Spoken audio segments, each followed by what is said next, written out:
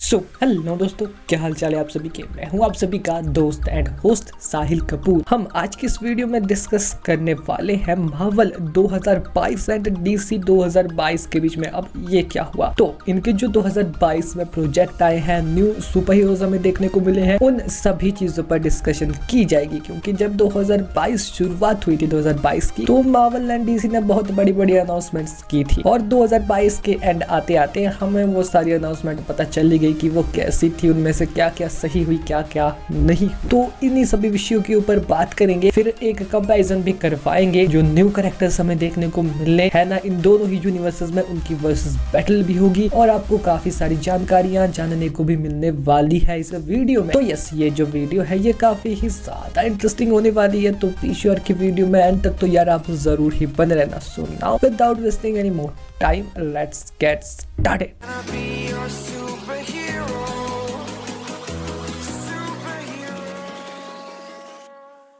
दोस्तों, वीडियो में आगे बढ़ने से पहले जैसा कि आप सभी को पता ही है कि मेरी आप सभी से सिर्फ एक ही रिक्वेस्ट रहती है कि अगर आपने अभी तक चैनल को सब्सक्राइब नहीं किया तो यार कर देना। साथ में जो बेल आइकन दिख रहा है ना, उससे भी प्रेस करके ऑल पे सिलेक्ट कर देना अगर ऑलरेडी सब कर लिया है। So thanks. नाउ अब बात करते हैं मार्वल 2022 वर्सेस डीसी 2022 की। शुरू करते हैं न्यू कैरेक्टर वर्सेस बैटल से। तो पहले तो बात कर लेते हैं कि मार्वल यानी कि एमसीयू में हमें 2022 में कौन कौन से न्यू कैरेक्टर्स देखने को मिले हैं। बात की जाए अगर वेब सीरीज की, तो देखो वेब सीरीज के हिसाब से हमें देखने को मिले हैं moon night, miss Marvel and she Hulk. बात की जाए यहाँ पर अगर मूवीज की, तो मूवीज के बेसिस पर हमें जो न्यू कैरेक्टर्स देखने को मिले हैं उनके नाम कुछ इस प्रकार से है: क्लिया, Zeus, Hercules, God the God butcher, new Black panther यानी कि शूरी एंड नेमोर। नाउ अब बात करते हैं डीसी की या कहें डीसीयू की। तो टेलीविजन शोज यानी कि वेब सीरीज के हिसाब से अभी तक पीस मेकर हमें देखने को मिला है डीसीयू में। अगर बात की जाए मूवीज की, तो मूवीज में Black Adam, Doctor fate,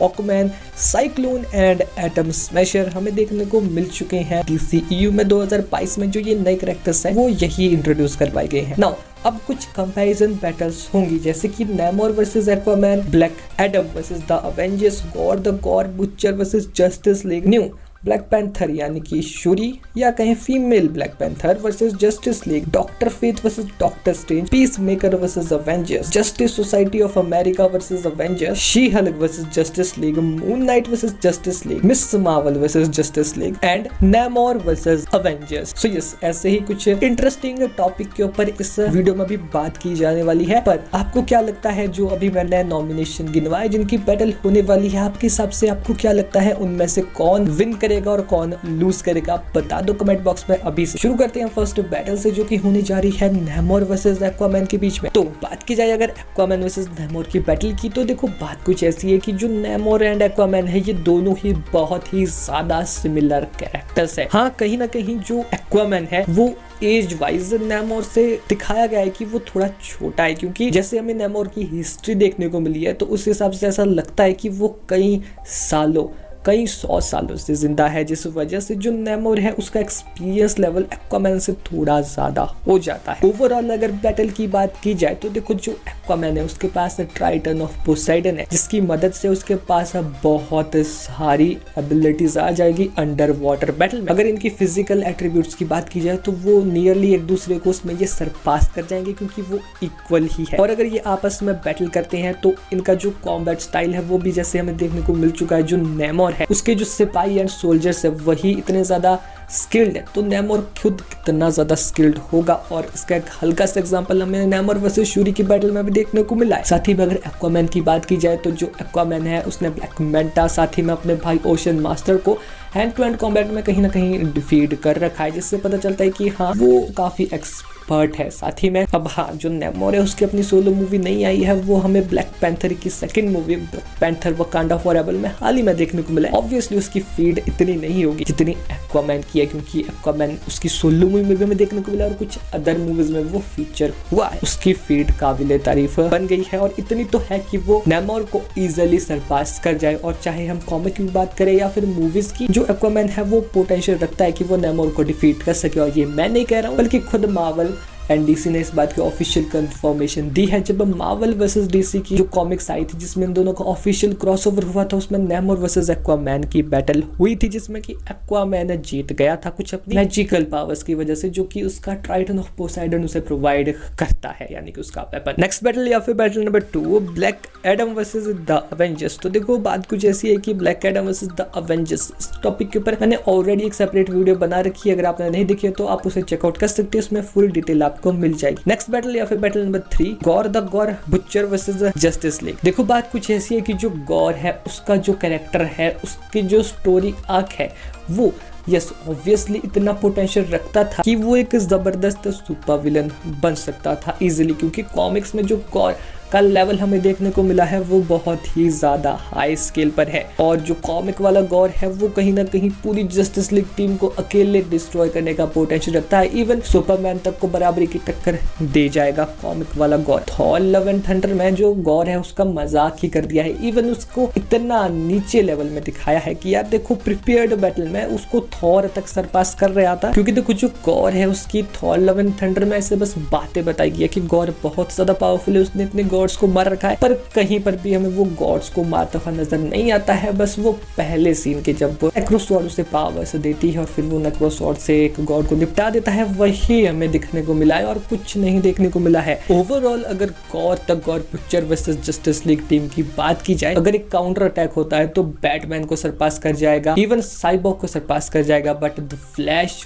wonder woman, Superman के अपोजिट में हार जाएगा एंड एक्वामैन भी उसको डिफीट कर देगा। नो डाउट यहाँ पर जो गॉर है वो पावरफुल है, पर इतना नहीं कि वो पूरी जस्टिस लीग टीम को डिफीट कर दे। नेक्स्ट बैटल या फिर battle number 4, new Black Panther aka Shuri aka female Black Panther versus Justice League. तो देखो बात कुछ ऐसी है कि जो शूरी है वो नॉर्मल ह्यूमन थी, बट जब उसने वो हार्ट शेप हब किया उसके बाद जिसकी मदद से जो शूरी है उसकी जो ह्यूमन एट्रीब्यूट्स है वो पीक ह्यूमन लेवल तक चले गए, पर उसकी जो मेन एडवांटेज है वो है उसकी इंटेलिजेंसी एंड ऑब्वियसली उसका जो सूट है प्लस वाइब्रेनियम, जिसकी मदद से जो शूरी है वो इतनी पावरफुल तो है बैटमैन को डिफीट कर दे। इवन अगर जो बैटमैन है वो प्रिपेयर्ड होकर आता है तब भी उसे दिक्कतें होंगी शूरी को डिफीट करने में, क्योंकि शूरी एक्चुअल में स्मार्ट है उसके अगेंस्ट भी। फिर जब जो शूरी है वो साइबॉर्ग से बैटल करेगी तो हाँ वो इतनी भी वीक नहीं है कि साइबॉर्ग के अगेंस्ट हार जाए, और उसकी इंटेलिजेंसी, उसका जीनियस लेवल इंटेलेक्ट उसे साइबॉर्ग के अगेंस्ट जीतने में एक एक्स्ट्रा हैंड प्रोवाइड करेगा ऑब्वियसली। नाउ अब अगर बात की जाए शूरी वर्सेस एक्वामैन की, तो देखो जो एक्वामैन है वो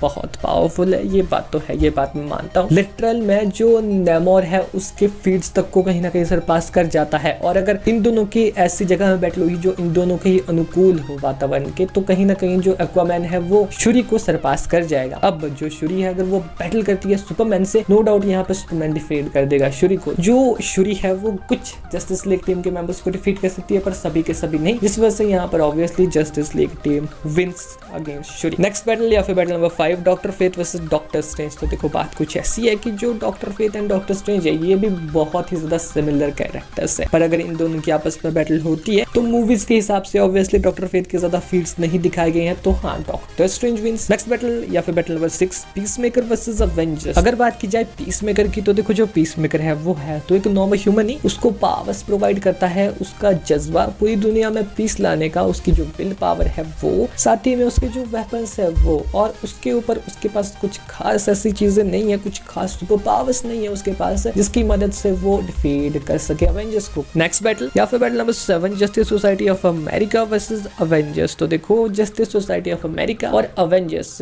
इसके ऊपर मैंने ऑलरेडी एक वीडियो बना लिया, आप चेकआउट कर सकते हैं या सर्च कर सकते हैं, justice society of America versus Avengers, the escalation आपको मिल जाएगी वो वीडियो। नेक्स्ट बैटल या फिर battle number 8, moon night versus Justice League. तो देखो बात कुछ ऐसी है कि जो मून नाइट है वो पावरफुल तो काफी ज्यादा है, बट उसके अंदर 3 पर्सनैलिटीज है, कभी वो अपनी सबसे पावरफुल पर्सनैलिटी में चल जाता है तो कभी अपनी वीक पर्सनैलिटी में, बट यहाँ पर उसकी सबसे पावरफुल पर्सनैलिटी की पॉसिबिलिटी लेती है तभी वो जीत पाएगा। कहीं ना कहीं वो बैटमैन तक को सरपास कर जाएगा, ज्यादा से ज्यादा साइबॉर्ग को डिफीट कर सके, बट उससे आगे वो ऑब्वियसली नहीं जा पाएगा, क्योंकि flash, Aquaman, Superman and wonder woman के सामने तो वो जरा भी नहीं टिक सकता, ये बात तो आप मानते हैं ना। तो ऑब्वियसली अभी के बेसिस पूरी की पूरी जस्टिस लीग टीम को डिफीट करने का पोटेंशियल तो रखता ही नहीं है, और गलती से भी अगर वो अपनी नॉर्मल पर्सनैलिटी में बैटल के दौरान चेंज हो गया तो वो बैटमैन तक को डिफीट नहीं कर पाएगा। नेक्स्ट बैटल या फिर battle number 9, she Hulk versus Justice league. वो इतनी पावरफुल तो है कि ऑब्वियसली वो यहाँ पर जो बैटमैन है उसको डिफीट कर सकती है, साइबॉर्ग को डिफीट कर सकती है,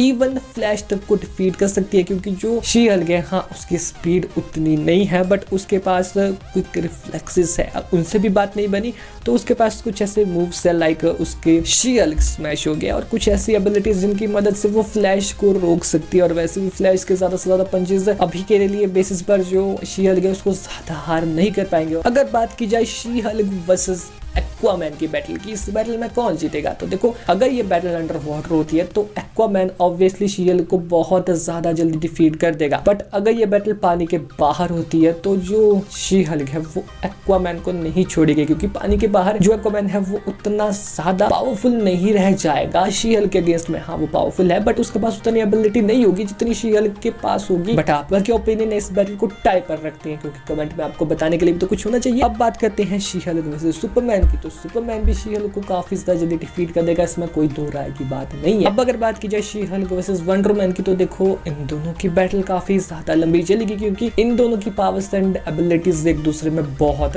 ज्यादा क्लैश होने वाली है। ये एक दूसरे को काफी ज्यादा बराबरी की टक्कर देने वाली है। बट एट द एंड इस बैटल की जो विनर होगी वो होगी वंडर मैन, क्योंकि देखो जो वंडर मैन है उसके पास एक्सपीरियंस शी हल्क से ज्यादा है, उसकी स्किल शी हल्क से ज्यादा अच्छी है, साथ ही में वो हैंड टू हैंड कॉम्बैट में शी हल्क से ज्यादा माहिर है, उसके पास वेपन मास्टरी भी शी हल्क से ज्यादा ही है। तो नो डाउट यहाँ पर जो वंडर मैन है उसके पास हर पॉसिबिलिटी है इस बैटल को जीतने की। तो she Hulk versus wonder man के सब बैटल में वंडर वुमन विंस। नाउ बात करते हैं नेक्स्ट बैटल की, जो कि होने जा रही है miss Marvel versus Justice league के बीच में। मिस मार्वल है सही बोलूं तो मैंने अभी तक वो नहीं देखी है। हाँ मुझे उसकी पावर्स के बारे में थोड़ा पता है क्योंकि मैंने कुछ रिसर्च की थी उसके ऊपर। तो देखो जो मिस मार्वल है हाँ वो पावरफुल है, अपनी पावर्स एंड एबिलिटीज के हिसाब से जो बैटमैन है उसको हल्की फुल्की टक्कर दे सकती है। बैटमैन के आगे वो किसी को भी डिफीट नहीं कर पाएगी, ये ऑब्वियस सी बात है। और प्रिपेयर्ड वे में भी अगर बैटमैन आ जाता है तो वो उसको इजीली सरपास कर जाए। अब बात करते हैं फाइनल बैटल की या फाइनल क्वेश्चन की, जो कि है नेमोर वर्सेस जस्टिस लीग। तो देखो जो नेमोर है हाँ वो बहुत ज्यादा पावरफुल है, पावर्स एंड एबिलिटीज के हिसाब से हम देखेंगे तो